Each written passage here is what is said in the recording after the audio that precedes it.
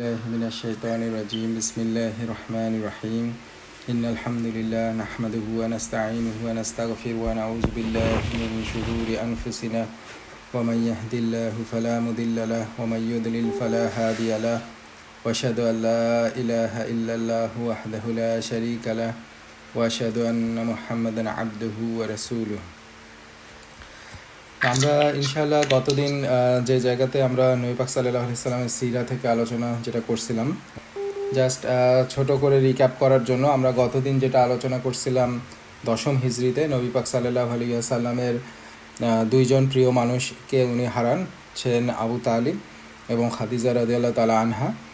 এবং এই বছরটাকে দুঃখের বছর বলা হয়। তো এই বছরের পরে আল্লাহ তাআলার এই ঘটনাগুলোর পরে নবী পাক সাল্লাল্লাহু আলাইহি সাল্লামকে নিজের কাছে নিয়ে যান এবং সরাসরি তার সাথে কথা বলেন, যেটা হচ্ছে মিরাজের ঘটনা। সো এই মিরাজের ঘটনা নিয়ে আমরা আলোচনা করছি এবং এরপরে আমরা দেখছি মিরাজ থেকে ফিরে আসার পরে নবী পাক সাল্লাল্লাহু আলাইহি সাল্লাম দাওয়াতের উদ্দেশ্যে বিভিন্ন জায়গাতে উনি ইসলাম প্রচারের চেষ্টা করেন। যেমন একটা হচ্ছে তায়েফে উনি যান, কিন্তু তায়েফের তার মেসেজকে ভালোমতো গ্রহণ করে না এবং উপরন্তু তারা নবী পাক সাল্লাল্লাহু আলাইহি সাল্লামকে তিরস্কার করে এবং তাকে মানে পাথর নিক্ষেপ করে এবং তাকে রক্তাক্ত করে। তো এই ঘটনা থেকে তারপরে উনি ফিরে আসার সেখান থেকে ফিরে আসেন। তো আমরা তায়েফের ঘটনা পর্যন্ত আমরা ছিলাম, তো আমরা ইনশাআল্লাহ সেখান থেকেই শুরু করি। সো তায়েফের ঘটনায় আমরা যদি কিছু শিক্ষা নিয়ে আলোচনা করি, তায়েফ থেকে আমরা যেটা দেখতে পারি, তো প্রথমত আমরা যদি দেখি নবী পাক সাল্লাল্লাহু আলাইহি সাল্লাম সেখানে যায়েদ ইবনে হারেসা রাদিয়াল্লাহু তাআলা আনহুকে সাথে নিয়ে তিনি তায়েফে গেছিলেন। এবং যখন নবী পাক সাল্লাল্লাহু আলাইহি সাল্লামকে পাথর নিক্ষেপ করে তারা রক্তাক্ত করতেছিল, তখন যায়েদ বিন হারেসা তিনি নিজের শরীর ব্যবহার করে রাসূল সাল্লাল্লাহু আলাইহি সাল্লামকে রক্ষা করেছিলেন। তো এই একই ধরনের এক্সাম্পল আমরা দেখতে পারি উহুদের যুদ্ধে, যেখানে সাহাবারা শুধু পাথর না, তীর থেকে নবী পাক সাল্লাল্লাহু আলাইহি সাল্লামকে রক্ষা করছিলেন নিজেদের শরীর দিয়ে। সো এটা হচ্ছে মানে সাহাবাদের ত্যাগের কিছু এক্সাম্পল, যে তারা কিভাবে নবী পাক সাল্লাল্লাহু আলাইহি সাল্লামকে প্রোটেক্ট করতেন। তারা মানে এখন আমাদের ক্ষেত্রে যদি আমরা চিন্তা করি, সো আমাদের আলটিমেটলি এইভাবে নবী পাক সাল্লাল্লাহু আলাইহি সাল্লামকে ফিজিক্যালি রক্ষা করার সুযোগ নাই, কিন্তু আমাদের এখান থেকে আমরা যে শিক্ষাটা নিতে পারি যে নবী পাক সাল্লাল্লাহু আলাইহি সাল্লামের যে মেসেজ আছে, তার সুন্নাহ যেটা আছে, তার যে বার্তা আছে, এইটাকে আমাদেরকে রক্ষা করতে হবে এবং এর মধ্যে দিয়ে আমরা তার সম্মানকে রক্ষা করতে পারবো এবং অন্যদের কাছে নবী পাক সাল্লাল্লাহু আলাইহি সাল্লামের যে জীবনের যে শিক্ষা আছে, সেই শিক্ষাকে প্রচার করতে পারি এবং এটার মধ্য দিয়ে আমরা তার বার্তাকে আরও কন্টিনিউ করতে পারি। সো আমরা যাই করি না কেন, সাহাবারা যে ত্যাগ স্বীকার করছিলেন সেইটার মতো তারা যায়েদ বিন হারেসা তাকে প্রোটেক্ট করে যে ত্যাগ স্বীকার করছেন, অথবা আমরা যদি তালহা রাদিয়াল্লাহু তাআলা উহুদের যুদ্ধে যেভাবে তাকে প্রোটেক্ট করছেন, এই ধরনের প্রোটেকশন আমরা হয়তো দিতে পারবো না, তাদের মতো মহান কখনো হতে পারবো না, কিন্তু আমরা অন্তত চেষ্টা করতে পারি। সো তার সম্মান রক্ষা করা, এটাও হচ্ছে তাকে রক্ষা করার একটা অংশ হতে পারে। সো আমাদের উচিত হচ্ছে আমাদের নবী পাক সাল্লাল্লাহু আলাইহি সাল্লামের জীবন শেখা এবং এর মধ্যে দিয়ে আমরা তার প্রতি আরও বেশি বেশি ভালোবাসা গড়ে উঠবে এবং যখন আমরা শিখবো এরপরে অন্যদেরকেও শেখানো। সো এইভাবে আমরা সাহাবাদের পদাঙ্ক অনুসরণ করতে পারি। সো 2 নম্বর শিক্ষা যদি আমরা দেখি তায়েফ থেকে, সো তায়েফে যখন নবী পাক সাল্লাল্লাহু আলাইহি সাল্লাম বিভিন্ন মানুষের সাথে কথা বলছিলেন, তখন কেউ তার ডাকে সাড়া দেয় নাই এবং সবাই তাকে প্রত্যাখ্যান করতেছিল। তো কিন্তু নবী পাক সাল্লাল্লাহু আলাইহি সাল্লামের একটা শিক্ষা হচ্ছে যে ভালো কাজ আমাদের করতে হবে, কারণ আমরা জানি না যে এর ফলাফলটা কী হবে। সো রাসূল সাল্লাল্লাহু আলাইহি সাল্লামকে তায়েফ থেকে তাড়ায় দেওয়া হয়েছিল এবং তিনি দেখতেছিলেন যে তার কথাগুলোর তাদের উপর কোনো প্রভাব ফেলতেছে না, বরঞ্চ তারা তাকে বিভিন্নভাবে কষ্ট দিচ্ছে। কিন্তু আমরা যদি দেখি এর মধ্য দিয়েও অনেক ভালো কিছু আসছে এবং অনেকে এর মধ্যে থেকে শিক্ষা লাভ করছে। যেমন তার একটা এক্সাম্পল হচ্ছে যে ওই সময় একজন শিশু ছিলেন, কয়েক বছর বয়সী একজন ছিলেন, তার নাম হচ্ছে খালিদ আল উদওয়ান। সে ছিল খাতিব গোত্রের একজন সদস্য।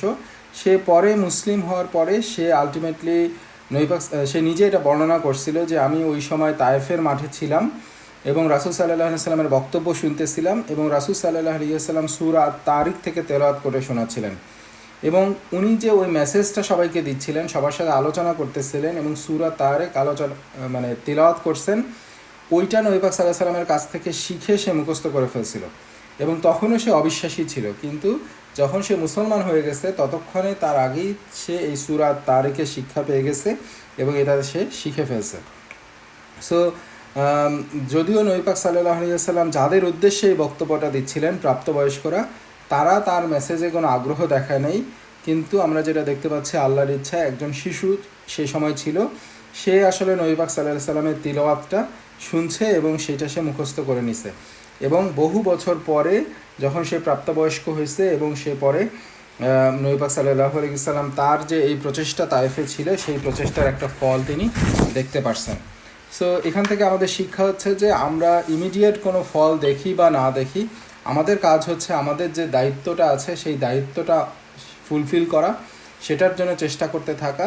এটা কিভাবে আল্লাহ এর প্রতিদান দেবেন বা এর কি ফলাফল আছে এইটা হয়তো আমরা সামনে দেখতে পারবো না, কিন্তু এর ডেফিনেটলি আল্লাহ এর জন্য ভালো কিছু ফলাফল রাখছেন। সো আমরা আরেকটা শিক্ষা উল্লেখ করতে পারি যে আমরা যদি মানে মানে আমরা যে ঘটনাটা দিয়ে শেষ করছিলাম গত দিনের আলোচনা, যে তায়েফ থেকে ফেরার পথে নবী পাক সাল্লাল্লাহু আলাইহি সাল্লাম একটা বাগানে আশ্রয় নিয়েছিলেন, যেখানে একজন দাসের সাথে তার দেখা হয়েছিল যার নাম ছিল আব্বাস। সো সে তাকে যখন খাবার পরিবেশন করছিল, নবী পাক সাল্লাল্লাহু আলাইহি সাল্লাম খাবার খাওয়ার আগে বলছিল বিসমিল্লাহ। তো এই ঘটনার প্রেক্ষিতেই ওই দাস এটা শুনে তার সাথে আলোচনা শুরু করে এবং একটা পর্যায়ে সে মুসলিম হয়ে যায়। তো এইটাও হচ্ছে দাওয়াতের একটা বড় উদাহরণ, যে এই ছোট একটা আমল, এই আমলটাই একজনের ইসলামের কারণ হয়েছে। তো এই জন্য নবী পাক সাল্লাল্লাহু আলাইহি ওয়াসাল্লাম যে ওয়েটা অবলম্বন করছেন, তার যে সুন্নাহগুলো আছে, সে যেভাবে আমাদেরকে সব সুন্নাহগুলো পালন করতে শিখাইছেন, আমরা যদি পুঙ্খানুপুঙ্খভাবে সেগুলো পালনের চেষ্টা করি, এই ছোট ছোট সুন্নাহ বা এই ছোট ছোট কাজ, আমাদের ছোট ছোট আমল, এগুলোই অন্যের জন্য একটা দাওয়ার কাজ করতে পারে। সো এইটাও হচ্ছে আমাদের থেকে একটা শিক্ষা। তো তায়েফ থেকে নবী পাক সাল্লাল্লাহু আলাইহি সাল্লাম যখন ত্যাগ করেন তায়েফ, যখন তাকে প্রত্যাখ্যান করা হয়েছিল, তো এইটা তার জন্য অনেক কষ্টদায়ক ছিল, তার জন্য শারীরিক কষ্ট ছিল এবং সেই সাথে সাথে মানসিক কষ্ট ছিল। কিন্তু আমরা জানি আল্লাহ তাআলার ওয়াদা হচ্ছে যে কষ্টের সাথেই স্বস্তি আছে। সো আল্লাহ তাআলা নবী পাক সাল্লাল্লাহু আলাইহি সাল্লামকে যে কঠিন সময় দিছিলেন তায়েফে, এরপরে আল্লাহ তাআলা তাকে একটা নিয়ামত দান করেন।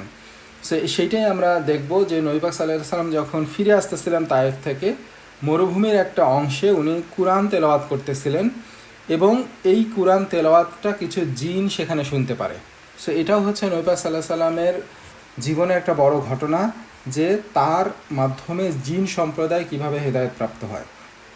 সো এখানে যেটা ঘটনা যেটা বর্ণনায় আসছে সেটা হচ্ছে নবী পাক সাল্লাল্লাহু আলাইহি সাল্লাম যখন মরুভূমিতে তেলাওয়াত করতেছিলেন, তখন কিছু জিন সেখানে উপস্থিত ছিল এবং তারা এই মেসেজটা, এই তিলাওয়াতে আকৃষ্ট হয় এবং নবী পাক সাল্লাল্লাহু আলাইহি ওয়াসাল্লামের কাছে আসে এবং তার কাছ থেকে কিছু কুরআনের আয়াত শেখে এবং তারা মুসলমান হয়ে যায়।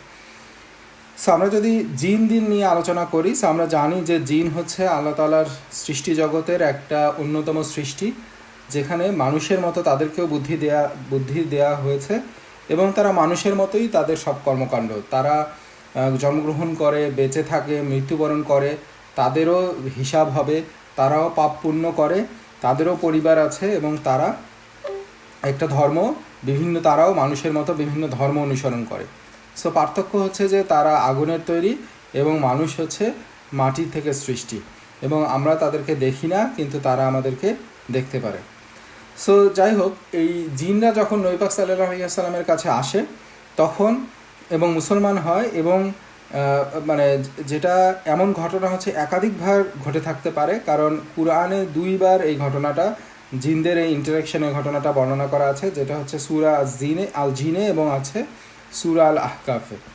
সো সূরা আল আহকাফে আল্লাহ তাআলা এটা বর্ণনা করছেন 29 নম্বর আয়াত থেকে, যেখানে আল্লাহ তাআলা বলছেন যে, আর স্মরণ করো হে মুহাম্মদ, যখন আমরা তোমার দিকে কয়েকজন জিনকে পরিচালিত করেছিলাম কুরআন শুনতে, আর যখন তারা সেখানে উপস্থিত হলো তারা বলল নীরবে শোনো।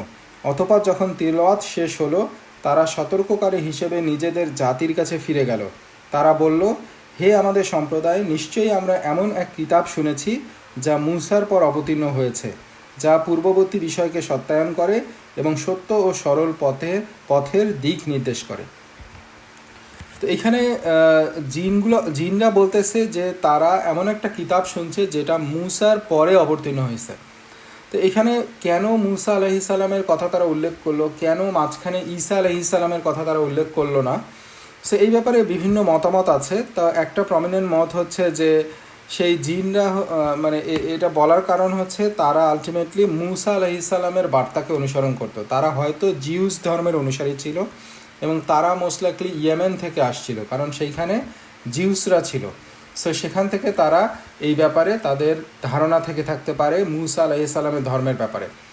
সো এটা একটা মানে জাস্ট একটা মানে এটা কনফার্ম কিছু না, এটা তাফসির কারকরা এভাবে তাফসির করছেন এই আয়াতের। সো যাই হোক, তারপরে জিনরা আরও বলে যে হে আমাদের সম্প্রদায়, আল্লাহ রাসূলের ডাকে সাড়া দাও এবং তার প্রতি বিশ্বাস স্থাপন করো। আল্লাহ তোমাদের গুনাহসমূহ ক্ষমা করে দেবেন এবং তোমাদেরকে যন্ত্রণাদায়ক শাস্তি থেকে রক্ষা করবেন। আর যে আল্লাহর আহ্বানকারীর ডাকে সাড়া দেয় না, সে পৃথিবীতে আল্লাহকে অক্ষম করতে পারবে না এবং আল্লাহ ছাড়া অন্য কোনো অভিভাবকও থাকবে না। তারাই স্পষ্ট বিভ্রান্তির মধ্যে রয়েছে। সো যাই হোক, এইভাবে জিনদের সাথে নবী পাক সাল্লাল্লাহু আলাইহি সাল্লামের ইন্টারাকশন হয় এবং জিনরা মুসলিম হয় এবং তারা নবী পাক সাল্লাল্লাহু আলাইহি সাল্লামের এই মেসেজগুলো নিয়ে যায় এবং তাদের যে সম্প্রদায় আছে তাদের মধ্যে প্রচার করতে থাকে। সো এটা হচ্ছে মানে তায়েফের কষ্টের পর রাসূল সাল্লাল্লাহু আলাইহি সাল্লামের সাথে আল্লাহর ইচ্ছায় সংঘটিত একটা কল্যাণকর ঘটনার উদাহরণ, যেটা নবী পাক সাল্লাল্লাহু আলাইহি সাল্লামের জন্য স্বস্তিদায়ক যে সে যে রাসূল হিসেবে প্রেরিত হয়েছে তার আরেকটা ফল সে এখান থেকে পায়। তো এরপর নবী পাক সাল্লাল্লাহু আলাইহি সাল্লাম তায়েফ থেকে আবারও মক্কায় প্রবেশ করবেন, কিন্তু এইখানে একটা সমস্যা ঘটে, যেটা হচ্ছে যে নবী পাক সাল্লাল্লাহু আলাইহি সাল্লাম যেহেতু তায়েফ থেকে মানে তায়েফে গেছিলেন ইসলাম গ্রহণের মানে দাওয়াতের উদ্দেশ্যে এবং তাদের কাছ থেকে মানে কিন্তু যখন উনি ফিরে আসার চেষ্টা করেন তখন অলরেডি এই সংবাদ মক্কায় পৌঁছে যায় এবং তারা মক্কাবাসীরা তাকে আর সহজে ঢুকতে দেবে না। কুরাইশরা যারা তার বিরোধিতা করে তারা তাকে আর সহজে মানে মক্কায় তাকে আশ্রয় নিতে দেবে না। সো এই জন্য মক্কার বাইরে যখন সে চলে গেছে, ভিতরে আসার জন্য তার সুরক্ষার প্রয়োজন ছিল, প্রোটেকশনের প্রয়োজন ছিল। সো তখনকার একটা কালচার ছিল যে মানুষ কেউ একজন আরেকজনকে প্রোটেকশন দিত এবং তারা এটাকে রেসপেক্ট করতো। এটা হচ্ছে তাদের একটা নর্ম ছিল যে আমি অমুককে প্রোটেকশন দিলাম, সো সে আমার প্রোটেকশনে আছে। সো এই নর্মটা তারা ফলো করতো। সো নবী পাক সাল্লাল্লাহু আলাইহি সাল্লাম তখন মক্কায় প্রবেশের জন্য বিভিন্ন ব্যক্তির কাছ থেকে এই সুরক্ষা পাওয়ার জন্য বা প্রোটেকশনের জন্য বার্তা পাঠাতে থাকে। সো বিভিন্ন জনের কাছে পাঠানোর পরেও তারা তাকে সুরক্ষা দিতে রাজি হয় না। শেষ পর্যন্ত হচ্ছে মানে তিনি মুতাআম ইবনে উদাই ওনার কাছে অনুরোধ পাঠান এবং মুতাআম ইবনে উদাই সে অনুরোধটা রক্ষা করেন এবং নবী পাক সাল্লাল্লাহু আলাইহি সাল্লামকে তার বাড়িতে রাত কাটাতে তাকে রাত কাটাতে দেন। তো যখন ভোর হয় তখন মুতাআম তার 6 বা 7 জন ছেলেকে তরবারি বহন করতে বলেন এবং বিশেষ পোশাক পরতে বলেন এবং তারা রাসূল সাল্লাল্লাহু আলাইহি সাল্লামকে ঘিরে আল কাবার দিকে নিয়ে যান।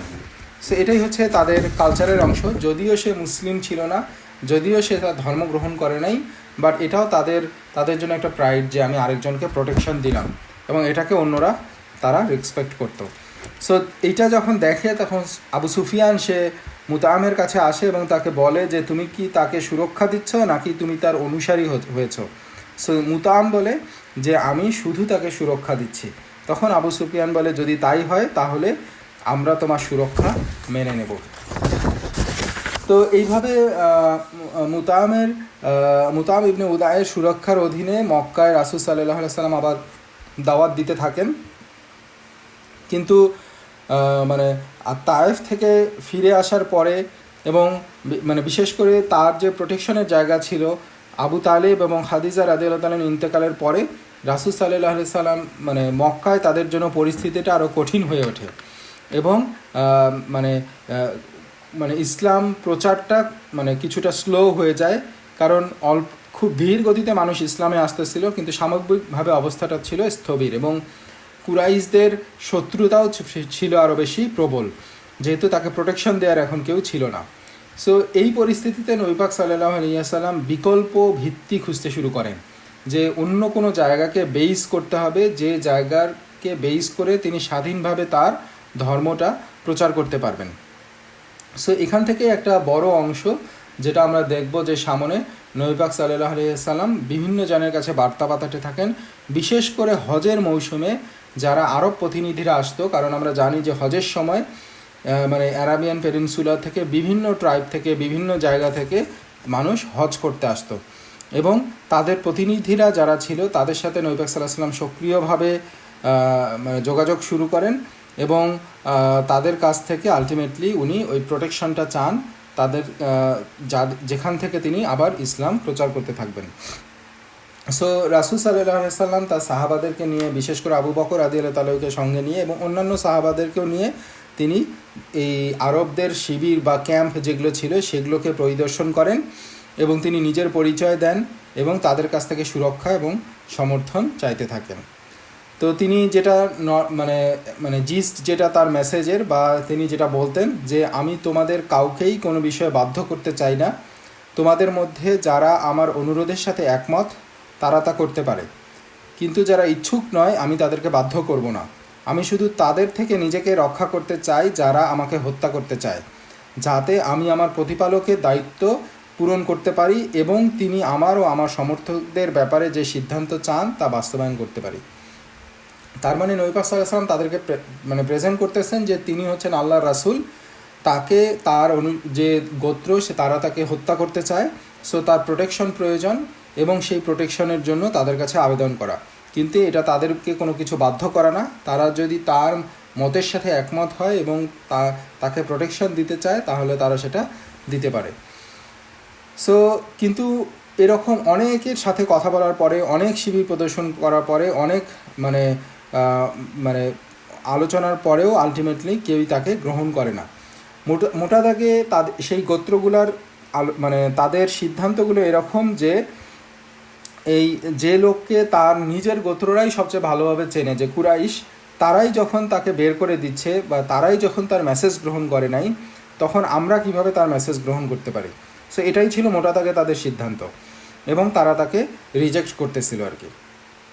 সো এরকম আমরা মানে 3-4টা ঘটনা আমরা উল্লেখ করি, বা নবী পাক সাল্লাল্লাহু আলাইহি ওয়াসাল্লামের সাথে তাদের কথোপকথন এবং কিভাবে তারা এটাকে গ্রহণ করতো বা রিজেক্ট করতো, এটা যদি আমরা দেখি, তো যেটা বর্ণনায় আসছে, যেমন ইবন ইসহাকের বর্ণনায় আসছে রাসূল সাল্লাল্লাহু আলাইহি ওয়াসাল্লাম কিন্দা গোত্রের যে কিন্দা গোত্রের সফরের যে ঘটনা সেটা বর্ণনায় আসছে ইবনে ইসহাকের।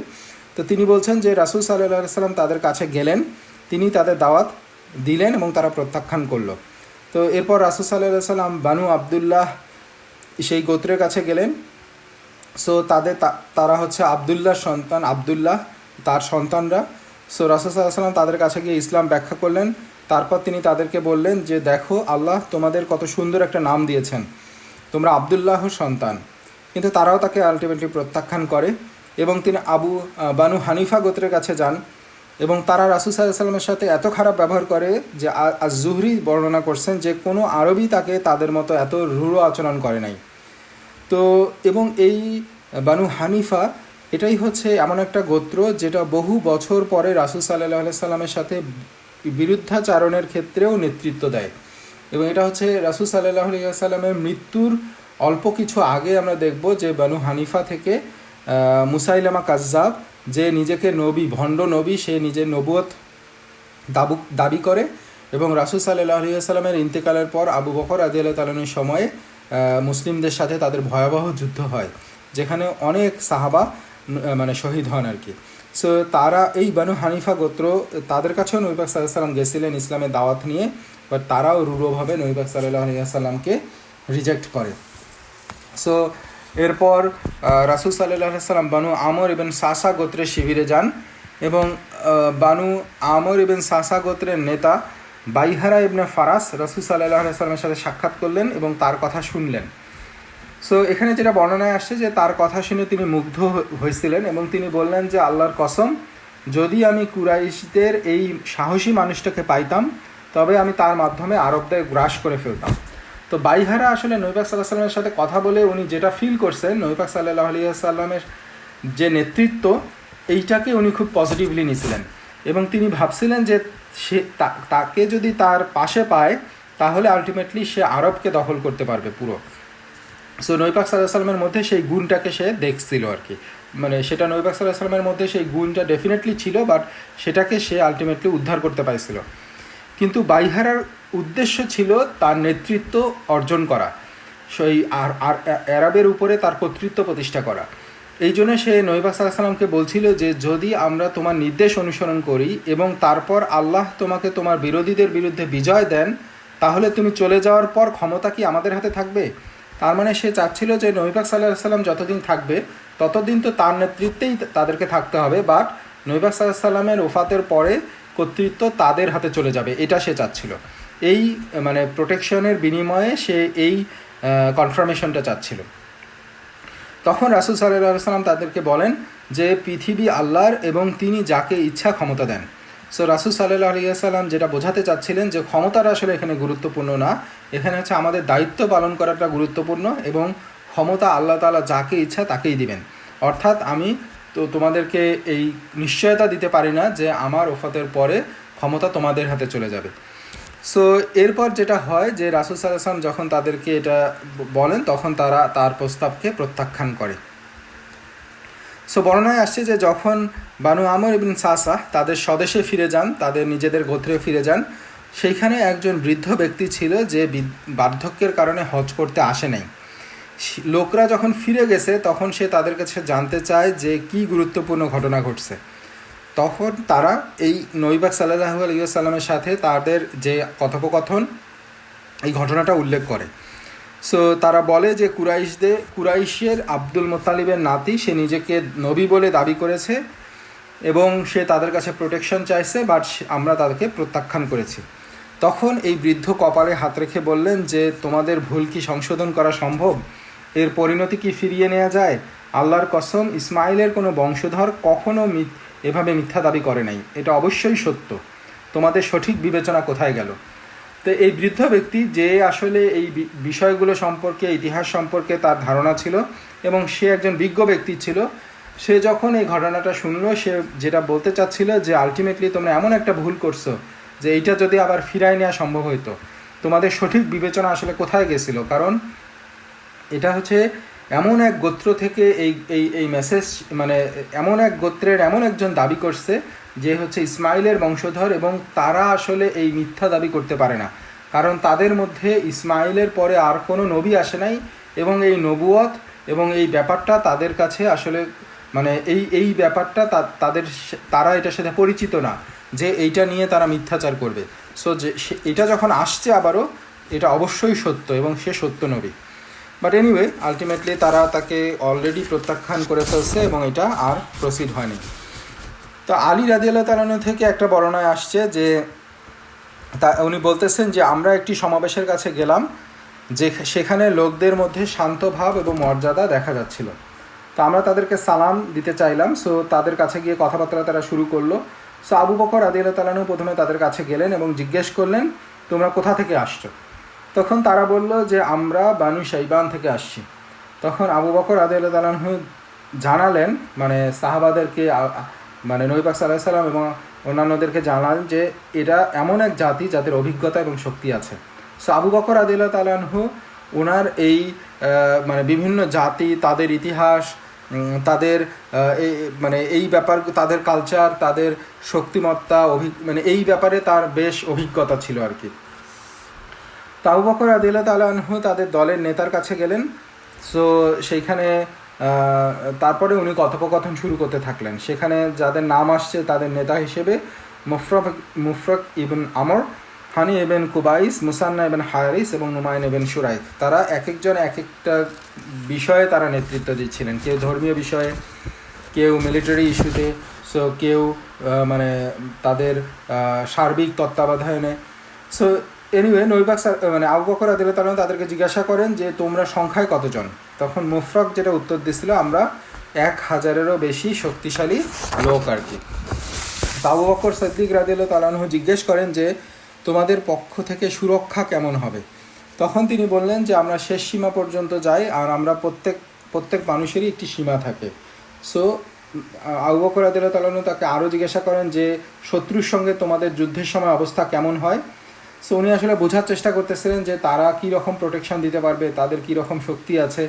সো আলটিমেটলি তারা তাদের বীরত্বের কথা বলে এবং বলে যে আমরা আমাদের সন্তানদের চেয়ে আমাদের দ্রুততাকে নিয়ে বেশি গর্ব করি এবং আমরা উঠের চেয়ে আমাদের তলোয়ারকে বেশি গুরুত্ব দেই। বিজয় আল্লাহর হাতে, কখনো আমরা বিজয়ী হই এবং কখনো অন্যরা আমাদের উপরে বিজয়ী হয়। সো এরপর তারা আসলে আবু বকর রাদিয়াল্লাহু তাআলা আনহুকে কোশ্চেন করতে থাকে যে তুমি কি কুরাইশদের একজন? তখন আবু বকর রাদিয়াল্লাহু তাআলা আনহু বলেন যে হ্যাঁ। এরপর আবু বকর রাদিয়াল্লাহু তাআলা আনহুকে তাদেরকে বলেন যে তোমরা কি আল্লাহ রাসূলের কথা শুনেছ? তখন মুফরাক বলেন যে আমরা শুনেছি যে তিনি আল্লাহর রাসূল। এরপর রাসূল সাল্লাল্লাহু আলাইহি ওয়াসাল্লাম যেহেতু সেখানে ছিলেন, সো তারা সরাসরি তাদের সাথে কথাবার্তা শুরু হয় আর কি। সো মুফরাক তাদেরকে জিজ্ঞাসা করেন যে হে কুরাইশের ভাই, তুমি কি আহ্বান করছো? সো রাসূল সাল্লাল্লাহু আলাইহি ওয়াসাল্লাম বলেন যে আমি তোমাদের আহ্বান করছি এই সাক্ষ্য দিতে যে আল্লাহ ছাড়া কোনো উপাস্য নেই, তিনি এক, তার কোনো শরিক নাই, এবং আমি আল্লাহর রাসূল। সো আমি তোমাদের কাছে আশ্রয় ও সুরক্ষা চাই যতক্ষণ না আমি আল্লাহ আমাকে যা আদেশ করেছেন তা সম্পন্ন করি। কুরাইশ আল্লাহর আদেশের বিরুদ্ধে দাঁড়িয়েছে এবং তার রাসূলকে অস্বীকার করেছে। তারা সত্যের বিরুদ্ধে মিথ্যার পক্ষ নিয়েছে, কিন্তু আল্লাহ সর্বশক্তিমান, সর্বপ্রশংসিত। সো নবী পাক সাল্লাল্লাহু আলাইহি ওয়াসাল্লামের এই কথাগুলোকে মুফরক এবং তার দলে যারা ছিল তারা খুবই পছন্দ করে এবং আরও বলতে অনুরোধ করেন। তখন রাসূল সাল্লাল্লাহু আলাইহি ওয়াসাল্লাম সূরা আনআম থেকে কিছু আয়াত তেলাওয়াত করেন এবং মুফরক যেটা বলে যে আর কি আহ্বান করছো হে কুরাইশের ভাই, আল্লাহর কসম এগুলো কোনো পার্থিব মানুষের কথা নয়, যদি হতো আমরা অবশ্যই তা চিনে ফেলতাম। রাসূল সাল্লাল্লাহু আলাইহি ওয়াসাল্লাম তখন সূরা নাহল থেকে আয়াত তেলাওয়াত করেন।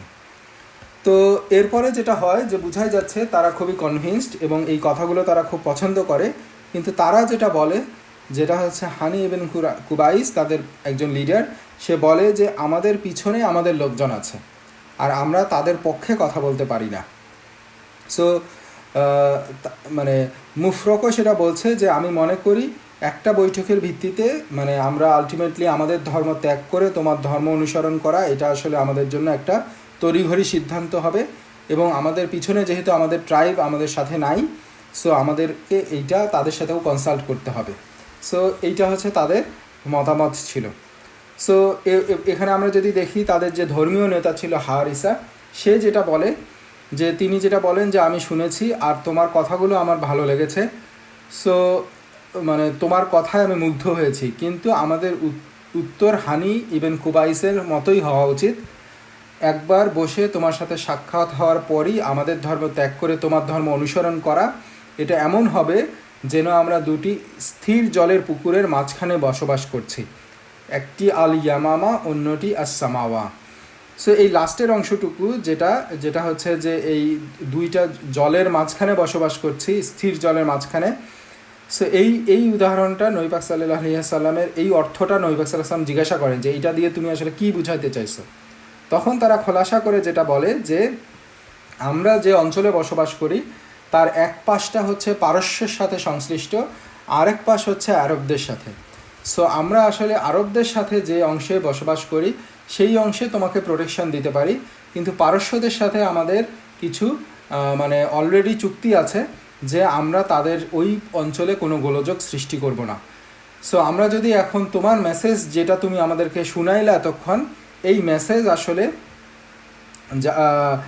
মানে পারস্যরা যদি এটা জানে তাহলে আলটিমেটলি তারা এটা সহজে নিবে না এবং পারস্য নিকটবর্তী অঞ্চলে তারা মানে কোনো অজুহাতই গ্রহণ করবে না এবং আলটিমেটলি আমরা তাদের থেকে তোমাদেরকে সুরক্ষা দিতে পারবো না। অর্থাৎ আমরা মানে এক সাইডে তোমাদেরকে সুরক্ষা দিতে পারবো কিন্তু আরেক সাইডে তোমাদেরকে সুরক্ষা দিতে পারবো না। এবং তারা যেটা মেনশন করছিল যে এই মেসেজ আসলে যারা রাজা তারা আসলে এটাকে পছন্দ করবে না এবং তারা বুঝতে পারছিল যে পার্সিয়ান সাম্রাজ্য এই মানে ইসলামের এই মেসেজগুলোকে সহজভাবে গ্রহণ করবে না। সো মানে রাসূল সাল্লাল্লাহু, এখান থেকেও একটা জিনিস ক্লিয়ার হয় বা আমরা আরেকটু অনুধাবন করতে পারি যে ইসলামের এই মেসেজ বা এই ধর্ম এমন একটা বিষয় যেটা আসলে রাজারা পছন্দ করে না। সো কারণ রাজারা চায় যে তাদের কর্তৃত্ব বজায় থাকুক কোনো জবাবদিহি ছাড়া। আর ইসলাম হচ্ছে এমন একটা ধর্ম যেটা আসলে মানুষকে মুক্ত করে, সো মানুষকে মানুষের দাসত্ব থেকে মুক্ত করে।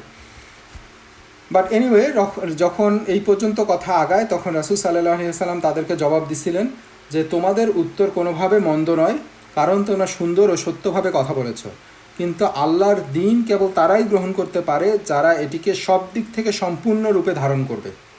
রাসূল সাল্লাল্লাহু আলাইহি সাল্লাম অর্ধেক চুক্তি চান নাই, তিনি সম্পূর্ণ সুরক্ষা এবং পূর্ণ অঙ্গীকার চাইছিলেন। সো এইটাও হচ্ছে আমাদের জন্য এখান থেকে একটা বড় শিক্ষা। রাসূল সাল্লাল্লাহু আলাইহি সাল্লাম যে শিক্ষা আমাদেরকে দিয়েছেন যে এই দিন ইসলাম, এটার মর্যাদা সমুন্নত রাখতে হবে এবং কোনো সমঝোতার ক্ষেত্রে এটার সাথে কম্প্রোমাইজ করা যাবে না এবং কোনো দর কষাকষিতে কোনো আপোষ করা যাবে না। সো ইসলামের কিছু বিধিবিধান আছে, কিছু এর মর্যাদা আছে, যেই শর্তগুলো যদি ওই শর্তের মধ্যে না আসে, সেই ইসলামের কোর প্রিন্সিপালসে যদি কিছু মানে মানে সেখানে যদি সমঝোতা করতে হয়, ছাড় দিতে হয়, তাহলে আলটিমেটলি সেই সব চুক্তিতে জড়িত হওয়া মুসলিম হিসেবে আমাদের দায়িত্ব না এবং সেটার কোনো প্রয়োজন নাই। এবং রাসূল সাল্লাল্লাহু আলাইহি সাল্লাম জানতেন যে তারা কত কঠিন পরিস্থিতির মধ্যে আছেন এবং মক্কার পরিস্থিতি কতটা সংকটাপন্ন এবং মক্কা ত্যাগ করা এবং একটা সেফ বেজে তাদের কত প্রয়োজন, কিন্তু তারপরেও আলটিমেটলি এই অর্ধেক মনোভাবের যে চুক্তি, এটাতে রাসূল সাল্লাল্লাহু আলাইহি সাল্লাম মানে এই চুক্তিতে উনি স্বীকৃতি দেন নাই বা এই চুক্তিতে উনি রাজি হন নাই এবং এইসব ক্ষেত্রে আল্লাহর উপরই তিনি পূর্ণভাবে ভরসা করছেন। সো এরপরে আমরা এটা একটা ঘটনা দেখলাম। সো এইভাবে আলটিমেটলি বিভিন্ন ট্রাইবের সাথে বিভিন্ন এক্সপিরিয়েন্স হচ্ছে, বিভিন্নভাবে কথাবার্তা হচ্ছে, বাট সবাই তাদেরকে রিজেক্ট করছে। তো কেউ কিছু কিছু আগ্রহ দেখাচ্ছে, কেউ আবারও ফিরে এসে আলোচনা করার আগ্রহ দেখাচ্ছে, কেউ অর্ধেক প্রোটেকশন দিতে চাচ্ছে, কেউ আপাতত প্রোটেকশন দিতে চাচ্ছে, পরবর্তীতে তারা ক্ষমতা চাচ্ছে। এইভাবেই ঘটনা প্রবাহ আগাচ্ছে।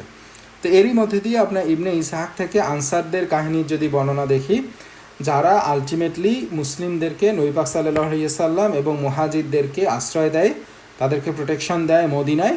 সো সেই আনসার। সো আনসার কারা? আনসার হচ্ছে আউস এবং খাজরাজ, এই দুইটা গোত্রের যারা মুসলিম তারা হচ্ছে আনসার, এবং আনসার অর্থ হচ্ছে সহায়তাকারী বা রক্ষাকারী। সো আউস এবং খাজরাজ এই দুইটা নাম, ট্রাইবের নাম আমরা মনে রাখি, আউস এবং খাজরাজ, তারা হচ্ছে আনসার। তারা মদিনায় বসবাস করত এবং তারা দুইটা ট্রাইব ছিল এবং তারা কাহতান শাখার বংশধর থেকে আসছিল।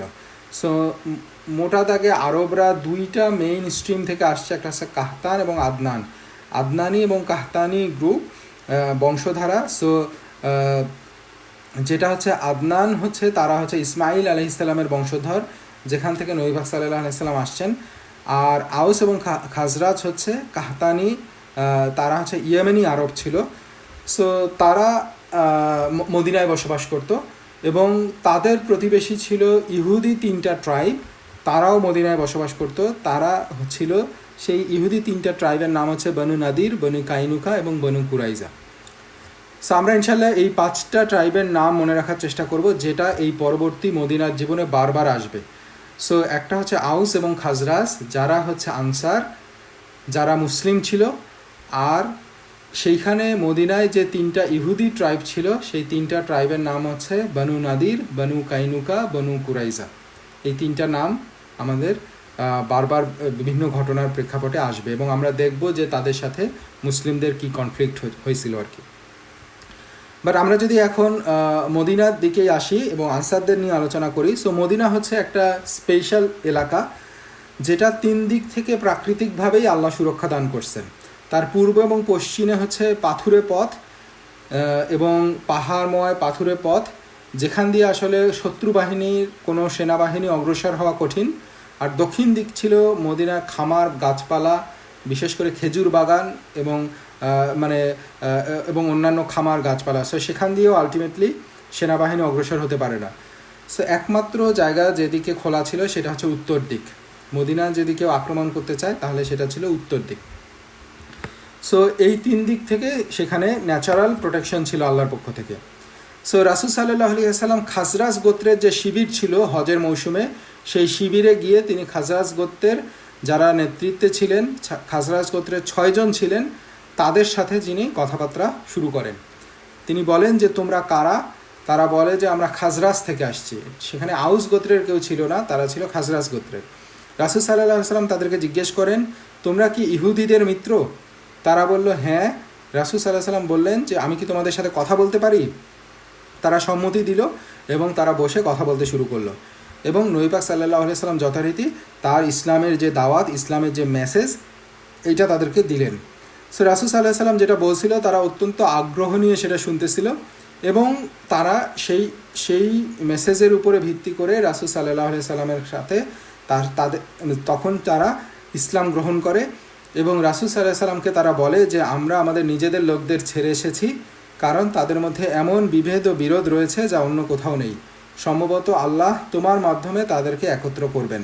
আমরা তাদের কাছে ফিরে যাব এবং তাদেরকে তোমার দিকে আহ্বান করব। তাদের সামনে সেই দিন পেশ করব যা তোমার কাছ থেকে আমরা গ্রহণ করলাম। যদি আল্লাহ তাদেরকে তোমার চারপাশে একত্র করেন তবে আমাদের কাছে তোমার চেয়ে প্রিয় আর কেউ থাকবে না। সো সেই যে 6 জন খাজরাজ গোত্রের ছিল, তারা যেটা ইসলাম গ্রহণ করলো এবং তারা নবী পাক সাল্লাল্লাহু আলাইহি সাল্লামকে কথা দিল যে তারা ফিরে যাবে তাদের গোত্রের কাছে। এবং তাদের গোত্র হচ্ছে এমন যারা আলটিমেটলি তাদের মধ্যে বিরোধের মধ্যে আছে। এবং আমরা দেখব, সেটা আলোচনায় আসবে যে আউস এবং খাজরাজ তার অনেক আগে থেকে ঐতিহাসিকভাবে তাদের মধ্যে বিরোধ ছিল।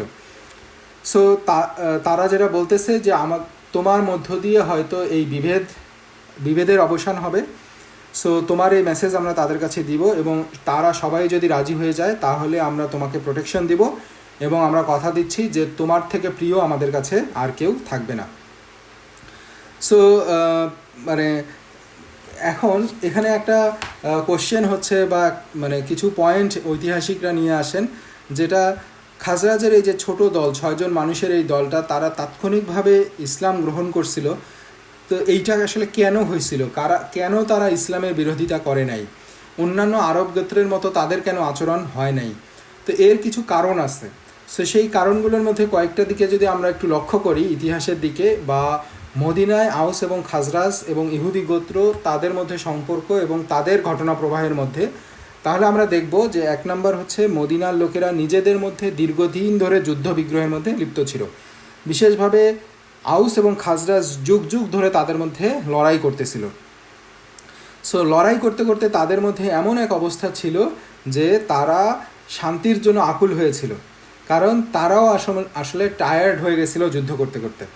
তো তারা যখন রাসূল সাল্লাল্লাহু আলাইহি সাল্লামের কথা শুনলো, তাদের এই মেসেজটা ভালো লাগলো এবং তারা যেটা উপলব্ধি করতে পারতেছিল যে আল্লাহ রাসূল সাল্লাল্লাহু আলাইহি সাল্লামের মাধ্যমে তাদেরকে একত্র করবেন, যেটার জন্য তারা ওয়েট করতেছিল বা যেটার ব্যাপারে তাদের খুবই আগ্রহ ছিল। সো এটা একটা কারণ যে তারা এটার জন্য অলরেডি তারা প্রিপেয়ার্ড হয়েছিল। সো 2 নম্বর কারণটা হচ্ছে যে একত্ববাদ বা এই একত্ববাদের যে মেসেজ, এইটা তাদের কাছে আকর্ষণীয় ছিল, কারণ তাদের প্রতিবেশী ছিল ইহুদিরা, যেটা আমরা আলোচনা করলাম যে তারা ইহুদিদের থেকে এই একত্ববাদের ধর্ম সম্পর্কে তাদের আইডিয়া ছিল এবং ইহুদিদের ধর্মকে তারা আসলে সম্মান করতো। এবং এর কারণ ছিল যে ইহুদিরা যেভাবে এই ধর্মটাকে প্রেজেন্ট করতো, কারণ তারা ছিল স্কলারলি এবং তারা শিক্ষিত জাতি ছিল এবং তারা জ্ঞানে তারা অনেক বেশি আগায় ছিল তারা, এবং তাদের কৃষ্টি কালচার এগুলো খুবই প্রমিনেন্ট ছিল, যেহেতু তারা ওই তাওরাতের ওই মেসেজগুলোকে ফলো করার চেষ্টা করতো, বা তাওরাতের কিছু অংশ তাদের মধ্যে ছিল। তারা শিক্ষিত এবং জ্ঞানী জাতি ছিল। কিন্তু আরবদের যে ধর্ম ছিল, যে পৌত্তলিকতার ধর্ম, এইটা ছিল কুসংস্কার এবং বিভিন্ন উপকথা ভিত্তিক ধর্ম। এইখানে যে কোনো ধর্মীয় গ্রন্থ, যেটা হচ্ছে ইহুদিরা যেটা দেখাইতো তাদের একটা ধর্মীয় গ্রন্থ আছে, তারাই তাদের স্রষ্টা থেকে এই ধর্মীয় গ্রন্থ পাইছে, এটার একটা অর্থ আছে, সেগুলো তারা এক্সপ্লেইন করতো। এইভাবে তাদের একটা অভিজাত ধর্ম হিসেবে তারা সেটাকে প্রেজেন্ট করতে সক্ষম ছিল। অপরদিকে পৌত্তলিকতার ধর্ম ছিল উপকথা ভিত্তিক। এখানে বিভিন্ন ধরনের উপকথা প্রচলিত ছিল, বিভিন্ন ধরনের কুসংস্কার প্রচলিত ছিল, সেখানে কন্যা শিশুদেরকে হত্যা করা হতো, বিভিন্ন ধরনের কৃষ্টি কালচার, যেটা তারাও স্বাভাবিকভাবে চিন্তা করলে বুঝতো যে এটা আসলে ঘৃণিত বা এটা ইহুদিদের ধর্মের মতো আভিজাত ধর্ম না, কিন্তু তারপরে এটা তাদের ধর্ম, তাদের কৃষ্টি, তাদের ট্রাইবের কালচার, সো এটা তারা ফলো করতো আর কি। সো মদিনার যারা পৌত্তলিক ছিল, এই আউস এবং খাজরাজ, তারা যেহেতু ইহুদিদের এই অভিজাত ধর্মের সাথে পরিচিত ছিল, একত্ববাদের ধর্মের সাথে পরিচিত ছিল, এবং এই ধর্মটা ছিল তাদের ধর্ম থেকে আরও অভিজাত হিসেবে তারা স্বীকার করত বা মনে করত। সো এই জন্য তারা একত্ববাদের এই ধর্মের প্রতি তাদের একটা আগ্রহ ছিল। নবী পাক সাল্লাল্লাহু আলাইহি সাল্লাম যখন তাদেরকে ইসলামের মেসেজ দেন, তখন তারা এই ধর্মের সাথে ওই ইহুদিদের একত্ববাদের ধর্মের একটা রিলেশন খুঁজে পায়, এবং তারা নবী পাক সাল্লাল্লাহু আলাইহি সাল্লামের কাছে মেসেজটা পাওয়ার পরে তারা বুঝতে পারে যে এটা সেই রকমই অভিজাত একটা ধর্ম বা তার থেকে আরও বেটার কিছু। সো এইটা তাদেরকে আলটিমেটলি আকৃষ্ট করে তুলছিল ইসলামের প্রতি। সো আমরা আরও একটা কারণ উল্লেখ করতে পারি যে আরবদের মধ্যে যখন আরব এবং ইহুদিদের মধ্যে যখন সংঘর্ষ হইতো, সো সেইখানে ওই মদিনায় যে আরব এবং ইহুদিরা তাদের মধ্যেও সংঘর্ষ হতো, এবং ইহুদিরা তাদেরকে বলতো যে এমন একটা নবী আসবে, আমরা এমন এক নবী আসার সময় হয়েছে যে নবী আসবে এবং আমরা তাকে অনুসরণ করব, আমাদের মধ্য থেকে সেই নবী আসবে এবং আদ জাতির মতো আমরা তোমাদেরকে হত্যা করব, তোমাদেরকে আমাদের নবীর নেতৃত্বে তোমাদের উপর আমরা শায়েস্তা করব। সেইটা সবসময় ইহুদিরা এই আরবদেরকে বলতো। আউস এবং খাজরাজরা সবসময় এটা তাদের কাছ থেকে শুনতো। তারা যখন এটা শুনতো, তখন যখন এই নবী যখন আরবদের মধ্যে থেকে আত্মপ্রকাশ করলো, নবী পাক সাল্লাল্লাহু আলাইহি ওয়াসাল্লাম যখন আসলো, তারা যেহেতু এই শেষ সময়ে একজন নবী আসার ক্ষেত্র প্রস্তুত হয়েছে, এই ব্যাপারে তারা যখন ইহুদিদের কাছ থেকে অলরেডি জানতো, তারা আসলে এইটার ব্যাপারে মেন্টালি প্রস্তুত ছিল যে একজন শেষ নবী আসবে, এবং এটা ইহুদিরা তাদের ধর্মগ্রন্থ থেকে পাইছে। সো তারা যখন দেখলো যে সেই শেষ নবী চলে আসছে, তখন তারা কালক্ষেপণ না করে সেই বার্তার জন্য যেহেতু তারা প্রস্তুত ছিল, তারা আলটিমেটলি তাকে স্বীকার করে নেয় ইহুদিদের আগে। তো আরেকটা কারণ উল্লেখ করা হয়, যেটা হচ্ছে যে আউস এবং খাজরাজের মধ্যে বুয়াস নামে একটা বড় যুদ্ধ সংঘটিত হয়েছিল এই হিজরতের কয়েক বছর আগে। তার মানে তারা যখন নবী পাক সাল্লাল্লাহু আলাইহি ওয়াসাল্লামের সাথে কথা বলতেছে, তার কয়েক বছর আগে বুয়াস নামে একটা বড় যুদ্ধ তাদের মধ্যে সংঘটিত হয়, এবং এটা এমন রক্তক্ষয়ী একটা যুদ্ধ ছিল যেখানে তারা তাদের নেতৃত্বের অধিকাংশ গোত্রের অধিকাংশ ব্যক্তিকেই হারায় ফেলছে। সো তাদের আর সেভাবে নেতৃত্ব দেওয়ার মতোও কেউ ছিল না। সো তারা আলটিমেটলি একজন নেতার খোঁজে ছিল, এবং রাসূল সাল্লাল্লাহু আলাইহি সাল্লামকে তারা সেই নেতৃত্বের অভাব পূরণের একজন হিসেবে তারা ফিল করছিল, এবং তারা তাকে নেতা হিসেবে পাওয়ার আশা করতেছিল। সো এই বিভিন্ন ঘটনার মধ্য দিয়ে আমরা যেটা দেখতে পাই যে নবী পাক সাল্লাল্লাহু আলাইহি ওয়াসাল্লামের আসার আগেই আল্লাহ তাআলা এই নবুয়ত এই ইসলামের বিকাশের জন্য মদিনাকে আল্লাহ তাআলা প্রস্তুত করছেন। এবং আয়েশা রাদিয়াল্লাহু তাআলা আনহার একটা বক্তব্যে আসছে যে বুয়াসের যুদ্ধ ছিল আল্লাহর পক্ষ থেকে রাসূল সাল্লাল্লাহু আলাইহি ওয়াসাল্লামের হিজরতের প্রস্তুতি। সো সেখানে তাদের নেতারা নিহত হয়েছিল।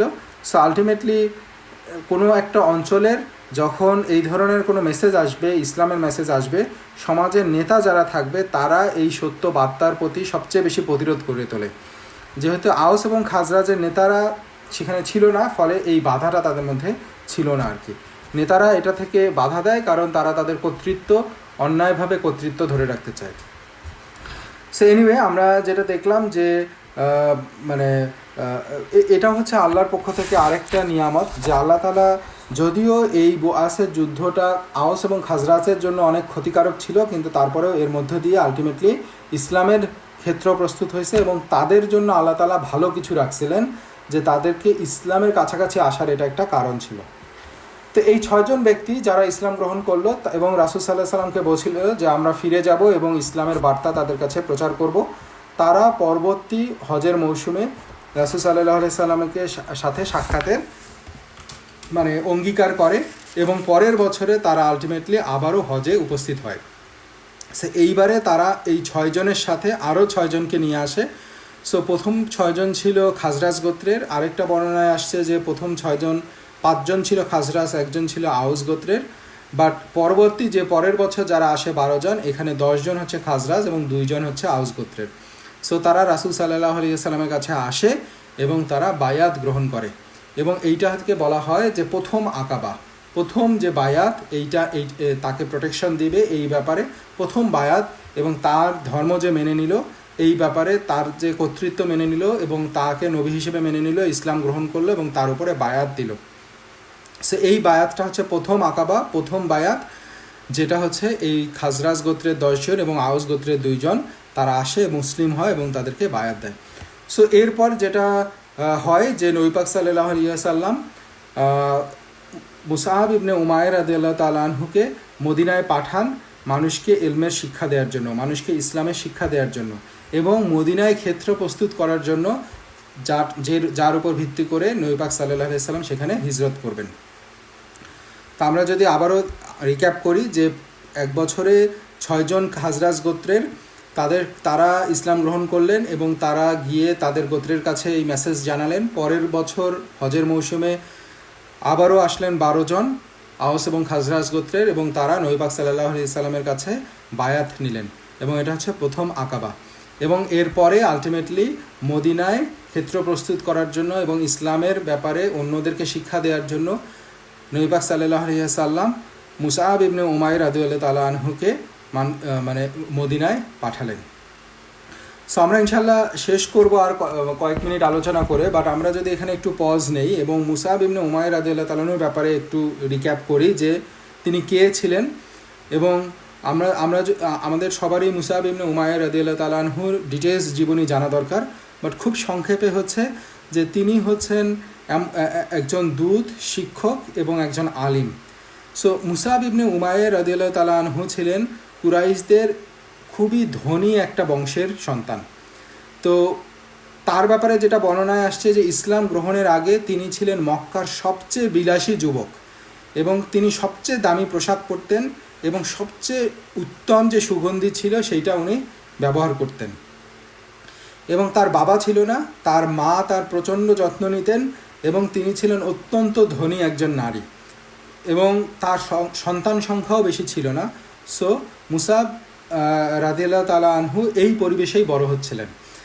তো এরপর যখন তিনি ইসলাম গ্রহণ করেন তখন তার মা তাকে বয়কট করেন, তাকে বিভিন্নভাবে কঠোরতা আরোপ করেন, তাকে ইসলাম থেকে সরায় আনার চেষ্টা করেন, বাট একটা পর্যায়ে সে ব্যর্থ হন, এবং ব্যর্থ হওয়ার পরে মুসআব ইবনে উমাইর রাদিয়াল্লাহু তাআলা আনহুকে তিনি সমস্ত সম্পদ, সমস্ত সুখ স্বাচ্ছন্দ্য সব কিছু থেকে উনি মানে কাট অফ করেন। এবং মুসআব ইবনে উমাইর যে ছিল সবচেয়ে সম্ভ্রান্ত বংশের বিলাসী যুবক, সে আলটিমেটলি নিঃস্ব হয়ে যায়। বাট তারপরেও সে ইসলামেরকেই কঠোরভাবে অবলম্বন করে, এবং সেইখান থেকেই সে ইসলামের উপর নবী পাক সাল্লাল্লাহু আলাইহি সাল্লামের সাহচর্যে থাকে এবং ইসলাম শিক্ষা গ্রহণ করতে থাকে এবং ইসলামের একজন প্রমিনেন্ট সাহাবা হিসেবে আত্মপ্রকাশ করে। এবং আমরা এটাই মানে যদি একটা ঠান্ডা মাথায় চিন্তা করি তাহলে আমরা উপলব্ধি করতে পারবো যে এতটাই প্রমিনেন্ট এবং এতটাই প্রাজ্ঞ একজন আলিম মুসআব ইবনে উমাইর রাদিয়াল্লাহু তাআলা আনহু ছিলেন, একজন লিডার ছিলেন এবং একজন দায়ী হিসেবে এতটাই যোগ্য ছিলেন যে নবী পাক সাল্লাল্লাহু আলাইহি সাল্লাম মুসআব ইবনে উমাইরকে সিলেক্ট করছেন মদিনায়, যেটা হচ্ছে নেক্সট বেইজ হবে ইসলামের, সেইখানে ইসলাম প্রচারের জন্য। সো কতটুকু নেতৃত্বের গুণাবলী থাকতে হবে এবং কতটুকু এলম থাকতে হবে, মানে যেটা মুসআব ইবনে উমাইর রাদিয়াল্লাহু তাআলা আনহু ছিল, এবং তাকে নবী পাক সাল্লাল্লাহু আলাইহি সাল্লাম সিলেক্ট করছিলেন। তো এরপর মুসআব ইবনে উমাইর রাদিয়াল্লাহু তাআলা আনহুর বিভিন্ন ঘটনায় আসছে তার অবস্থা কি ছিল মদিনায়, তার ছেঁড়া কাপড়, যে তার এই সামর্থ্যটুকুও নাই যে সে একটা ভালো কাপড়, অথচ সে এমনই সম্ভ্রান্ত ছিল, এমনই বিলাস জীবনযাপন ছিল যে সে একবার এক কাপড় পরে দ্বিবার পরতো না, এরকমও কিছু বর্ণনায় আসছে আর কি। তো যেটা লাস্ট যে তার অবস্থা আমরা যদি দেখি যে মুসআব ইবনে উমাইর সে একজন আলিম, দায়ী, এগুলো তো ছিলেন, সেই সাথে সাথে তিনি জিহাদের ময়দানে ওহুদের যুদ্ধে নবী পাক সাল্লাল্লাহু আলাইহি ওয়াসাল্লামকে প্রোটেকশন দিতে, মানে ওহুদের যুদ্ধে তিনি শহীদ হন, এবং তার শহীদ হওয়ার ডিটেলস ঘটনা আমরা যদি দেখি সেটাও আমাদের জন্য অনেক শিক্ষাদায়ক। বাট আমরা ইনশাল্লাহ অন্য সময় আল্লাহ তৌফিক দিলে ডিটেলস তার ব্যাপারে আলোচনা করব। বাট লাস্ট পয়েন্ট যেটা হচ্ছে উমাইর রাদিয়াল্লাহু তাআলা, মুসআব ইবনে উমাইর রাদিয়াল্লাহু তাআলা যখন শহীদ হন, তাকে যখন দাফন করা হয় তখন তার দাফনের জন্য পর্যাপ্ত কাপড়ের কেনার মতো অর্থ তার ছিল না। সো ওহুদের যুদ্ধে যখন মুসআব ইবনে উমাইর লড়াই করছিল, তার গায়ে ছিল একটা মাত্র কাপড়, যা তাকে সম্পূর্ণভাবে ঢাকার জন্য যথেষ্ট ছিল না। সো সাহাবারা তখন নবী পাক সাল্লাল্লাহু আলাইহি সাল্লামের কাছে এসে বলছেন যে যখন আমরা মানে তারা বলছেন যে যখন আমরা তার মুখ ঢাকতাম তার পা বের হয়ে আসতো, আর যখন আমরা পা ঢাকতাম তখন তার মুখ বের হয়ে আসতো। তার মানে কাফনের যে কাপড়, তার একটা টুকরা কাপড় যেটা দিয়ে তার পুরো শরীরও ঢাকে না। তখন রাসূল সাল্লাল্লাহু আলাইহি ওয়াসাল্লাম সেখানে তার কাছে গেছেন, এবং মানে সাহাবারা তাকে জিজ্ঞাসা করছেন যে আমরা এই পরিস্থিতিতে কী করব। রাসূল সাল্লাল্লাহু আলাইহি ওয়াসাল্লাম যেটা ফয়সালা দেন যে তার মুখ ঢেকে দাও এবং তার পা ঢাকার জন্য কিছু গাছের পাতা ব্যবহার করো। সো এটাই হচ্ছে মুসাব ইবনে উমাইর রাদিয়াল্লাহু তাআলা আনহু, যার পরিণতি হচ্ছে এইরকম যে সে সবচেয়ে সম্ভ্রান্ত ছিল, অথচ আল্লাহ তাকে ইসলাম দিয়ে সম্মান দান করছেন এবং নবী পাক সাল্লাল্লাহু আলাইহি ওয়াসাল্লাম তাকে মদিনায় পাঠাচ্ছেন শিক্ষক হিসেবে, এবং সে নবী পাক সাল্লাল্লাহু আলাইহি ওয়াসাল্লামকে রক্ষা করছেন। উহুদের যুদ্ধে তিনি শহীদ হয়েছেন, আল্লাহ তাআলা তাকে সর্বোচ্চ মর্যাদা দান করছেন, শহীদ হওয়ার তৌফিক দিছেন, এবং তার মৃত্যুর সময়ও আলটিমেটলি তিনি দুনিয়ার ক্ষেত্রে এইরকম রিক্ত হস্তে ছিলেন, অথচ আল্লাহর কাছে তিনি ছিলেন সম্মানিত। সো এই হচ্ছে মুসাব ইবনে উমাইর রাদিয়াল্লাহু তাআলা আনহু।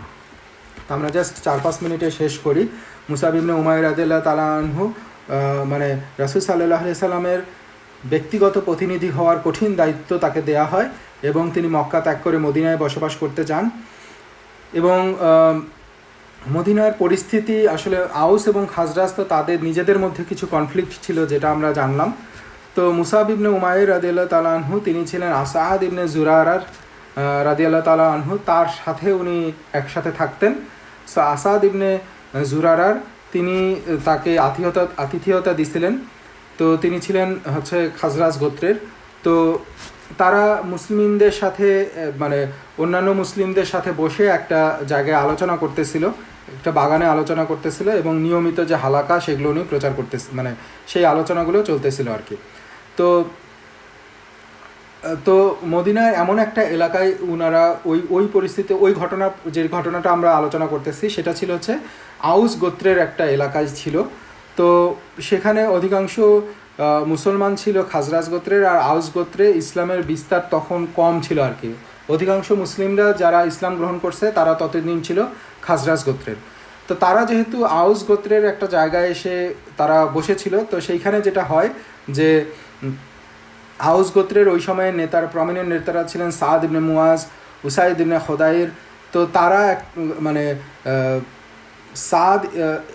উসাইদ ইবনে খুদাইরকে বলেন যে আমি চাই তুমি ওই 2 লোকের কাছে যাও এবং তাদেরকে গিয়ে বলো যে আমরা চাই না যে আমাদের দুর্বল এবং নির্বোধ লোকদের তোমরা পথভ্রষ্ট করছো।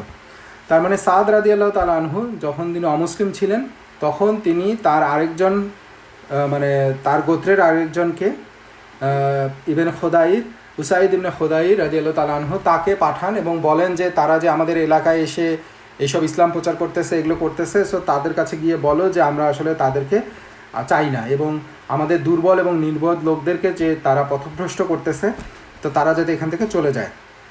সো উসাইদ ইবনে খুদাইর রাদিয়াল্লাহু তাআলা আনহু উনি মানে তখন বর্ষা হাতে নিয়ে ওই গ্যাদারিংয়ে যান এবং সেখানে যাওয়ার পরে তাদেরকে সেই মেসেজ দেন। তো মুসাব ইবনে উমাইর রাদিয়াল্লাহু তাআলা আমরা যেটা বললাম যে তার এলেম ছিল এবং তার নেতৃত্বের গুণাবলী ছিল এবং একজন দায়ী হিসেবে তার বৈশিষ্ট্যগুলো পরিপূর্ণ ছিল আর কি। সো তিনি তাদের সাথে কথাবার্তা শুরু করেন এবং কথাবার্তা বলে এক পর্যায়ে তাকে বলেন যে মানে তুমি মানে উনি বলেন যে আচ্ছা এই মুহূর্তে ওই মানে তার যে সঙ্গী ছিল আসাদ ইবনে জুরারা তাকে আসতে দেখে মুসাব ইবনে উমাইরকে উনি বলেন যে উসাইদ তার গোত্রের একজন নেতা, তার সাথে সর্বোচ্চ চেষ্টা করো, কারণ যদি সে মুসলমান হয়ে যায় তাহলে অনেকেই তাকে অনুসরণ করবে। সো মুসাব ইবনে উমাইর রাদিয়াল্লাহু তাআলা আনহু বললেন যদি সে শুনতে রাজি হয় তাহলে আমি সেই চেষ্টাটা করব। তো এনিওয়ে যখন ঘটনাটা হচ্ছে যে যখন ইবনে খুদাইর তার সামনে এসে দাঁড়ায় এবং বর্ষা হাতে নিয়ে কঠোর কণ্ঠে বলে যে আমরা চাই না তোমরা এখানে থাকো এবং আমাদের দুর্বল ও অজ্ঞ লোকদের তোমরা বিভ্রান্ত করো, আর যদি তোমরা তোমাদের জীবন নিয়ে চিন্তা করো তাহলে এখান থেকে চলে যাও, নচেত এই হলো আমার বর্ষা। তো তাদেরকে হুমকি দেয় আর কি। তখন যারা সেখানে অলরেডি মুসলিম ছিল ওই হালাকায় তাদের কথা শুনতেছিল, তাদের সাথে তার কনফ্লিক্ট শুরু হয় এবং তারা তর্ক শুরু করে। কিন্তু মুসাব ইবনে উমাইর রাদিয়াল্লাহু তাআলা আনহু শান্তভাবে জবাব দেন, তুমি যদি বসে আমার কথা শোনো তাহলে কেমন হয়, যদি ভালো লাগে তাহলে গ্রহণ করবে, আর যদি না লাগে তাহলে প্রত্যাখ্যান করবে। তখন উসাইদ ইবনে খুদাইর বললেন যে ঠিক আছে। এরপর তিনি বসে পড়লেন এবং মুসাব ইবনে উমাইর রাদিয়াল্লাহু তাআলা আনহু তাকে কুরআনের আয়াত তিলাওয়াত করে শোনাতে শুরু করেন এবং তাকে দাওয়াত দেন এবং ইসলামের ব্যাখ্যা করেন। আসাদ ইবনে জুরারা বললেন যে তিনি একটা কথা না বললেও আমরা তার চেহারায় প্রশান্তি এবং তা থেকে নির্গত আলোর দীপ্তি দেখে বুঝতে পারছিলাম যে ইসলাম তার অন্তরে প্রবেশ করছে। সো মুসাব ইবনে উমাইর তার আলোচনা শেষ করলে উসাইদ ইবনে খোদায়ের বললেন যে তোমার ধর্মে প্রবেশ করতে একজন মানুষকে কি করতে হয়। মুসাব ইবনে উমাইর তাকে বললেন যে নিজেকে পরিষ্কার করো, ধুয়ে নাও এবং এসে সালাত আদায় করো। উসাইদ তাই করলেন এবং এসে বললেন যে এখন আমি তোমাদের কাছে এমন একজন মানুষকে পাঠাবো, যদি সে মুসলিম হয় তাহলে তার গোত্র তাকে অনুসরণ করবে। সো উসাইদ রাদিয়াল্লাহু তাআলা আনহু আসছিলেন তাকে সেখান থেকে সরায় দেওয়ার জন্য, অথচ মুসাব ইবনে উমাইর রাদিয়াল্লাহু তাআলা আনহুর দাওয়াত শুনে সে ইসলাম গ্রহণ করে এবং সে বলে যে আমি এমন একজনকে পাঠাবো, সে তাকে যদি তোমরা কনভিন্স করতে পারো তাহলে তার পুরো গোত্র তাকে অনুসরণ করবে, এবং সেটা হচ্ছে সাদ ইবনে মুআজ রাদিয়াল্লাহু তাআলা আনহু। সো উনি পরে গিয়ে মানে শর্ট করে আমরা যদি ফেলি যে সাদ ইবনে মুআজ রাদিয়াল্লাহু তাআলা আনহুকে গিয়ে বলে যে তোমার যে মানে মানে ভাই আছে, তার কাজিন বা তার আত্মীয়, মানে সে মানে যে নবী পাক সাল্লাল্লাহু আলাইহি ওয়াসাল্লামের মানে যে মুসাব ইবনে উমাইর রাদিয়াল্লাহু তাআলা আনহু যার সাথে ছিলেন সে হচ্ছে সাদ ইবনে মুআজ রাদিয়াল্লাহু তাআলা আনহুর আত্মীয়। সো তাকে গিয়ে জাস্ট বলে যে তাকে খাজরা মানে মানে তাকে হত্যা করার পরিকল্পনা করা হচ্ছে, তুমি তাকে গিয়ে উদ্ধার করো। মানে এটা জাস্ট একটা তাকে তাগাদা দেয়া, সে যাতে ওই হালাকার কাছে যায়। সো সাদ ইবনে মুআজ এটা শোনার পরে তাদের কাছে যায় এবং একইভাবে সে যখন তাদের কাছে আসে সে বুঝতে পারে আসলে পরিস্থিতি তা না, তাকে ট্রিক করা হয়েছে। সো সেও এসেও মুসাব ইবনে উমাইর এবং মুসলিমদেরকে বলে যে তোমরা এখান থেকে চলে যাও, বাট মুসাব ইবনে উমাইর একইভাবে তাকে দাওয়াত দেন, তাকে কথা শুনতে আগ্রহ মানে তাকে বলেন যে যদি তুমি বসে আমার কথা শোনো তাহলে কেমন হয়, যদি ভালো লাগে গ্রহণ করবে, আর যদি ভালো না লাগে তাহলে প্রত্যাখ্যান করবে। সো এইভাবে সাদ ইবনে মুআজ এতে সম্মত হয় এবং বসে পড়েন। তো এখানে একটা জিনিস লক্ষণীয় যে মদিনার লোকেরা ছিল উদারমনা এবং তারা আলটিমেটলি মক্কার লোকরা যেভাবে তাদের প্রতি বিদ্বেষ পোষণ করত মুসলিমদের প্রতি, মদিনার লোকেরা তারা মানে ইসলাম মানে তারা যখন তাদেরকে মানে দাওয়াত দেওয়া হইতো তারা আলটিমেটলি শুনতো, তারা উদারমনা ছিল এবং তাদের যদি এটা ভালো লাগতো এবং ডেফিনেটলি ইসলামের মেসেজ তাদের ভালো লাগছে এবং তারা আলটিমেটলি আস্তে আস্তে ইসলাম গ্রহণ করতেছিল। সো এনিওয়ে সাদ ইবনে মুআজ রাদিয়াল্লাহু তাআলা আনহু মুসাব ইবনে উমাইর রাদিয়াল্লাহু তাআলা আনহুর কাছ থেকে ইসলামের দাওয়াত পাওয়ার পরে ইসলাম গ্রহণ করেন এবং ইসলাম গ্রহণ করার পরে উনি যে কাজটা করেন সেটা হচ্ছে তার লোকদের কাছে ফিরে যান এবং তাদের লোকদের কাছে গিয়ে বলেন যে তোমাদের কাছে আমার মর্যাদা কী। সো সাদ ইবনে মুআজ রাদিয়াল্লাহু তাআলা আনহু গোত্র তারা বলে যে তুমি আমাদের মধ্যে সবচেয়ে জ্ঞানী, তুমি আমাদের নেতা। সাদ ইবনে মুআজ রাদিয়াল্লাহু তাআলা আনহু বলেন তাহলে তোমাদের কেউ আমার সাথে কথা বলবে না আর আমিও তোমাদের সাথে কথা বলবো না যতক্ষণ না তোমরা মুসলমান হও। তো হাদিসে যেটা একটা বর্ণনায় আসছে যে সেই দিন সন্ধ্যা শেষের দিকে বনু আসাদের প্রতিটা ঘর মুসলিম হয়ে গিয়েছিল।